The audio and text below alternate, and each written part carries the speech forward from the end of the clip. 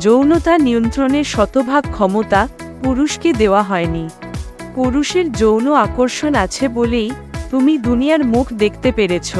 পুরুষের যৌন আকর্ষণ আছে বলেই তার কাছে তুমি এত স্পেশাল। আকর্ষণ আছে বলেই তুমি এত পাত্তা পাও, প্রায়োরিটি পাও।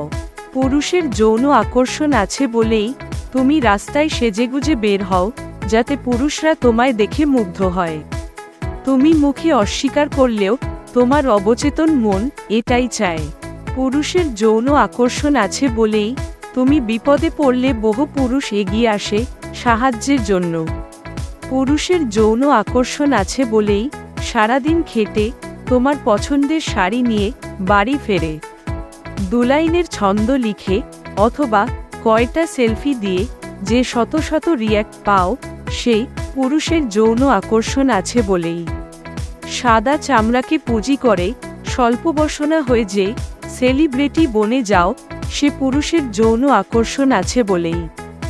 যৌন আকর্ষণ আছে বলেই সৃষ্টির শ্রেষ্ঠ বুদ্ধিমান ও মানবকুলের সেরা শক্তিশালী প্রাণী পুরুষ তোমার দুর্বলতাকে বিদ্রূপ না করে ভালোবাসার চাদরে ঢেকে দেয়। যৌন আকর্ষণ আছে বলেই পুরুষ তোমাকে ভালোবাসে, সমীহ করে চলে। পুরুষের যৌন আকর্ষণ না থাকলে সাদা বিড়াল রাস্তা দিয়ে হেঁটে গেলে যেমন কারো ভ্রুক্ষেপ হয় না, তোমার বেলাতেও তেমন ঘটত। যৌন আকর্ষণ না থাকলে পুরুষ এতটাই ডমিনেটিং হতো যে নারী জাতি তথা মানবজাতি বিলুপ্ত হয়ে যেত।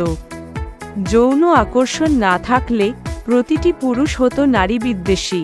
সুতরাং ঢালাওভাবে পুরুষের যৌনতাকে দায়ী না করে নিজেদের ত্রুটিগুলোও শুধরে নিতে শেখো। স্থান, কাল, পরিস্থিতি ভেদে যৌনতা নিয়ন্ত্রণের শতভাগ ক্ষমতা পুরুষকে দেওয়া হয়নি। এই গল্পটা একটা মহিলা লিখেছে নাই।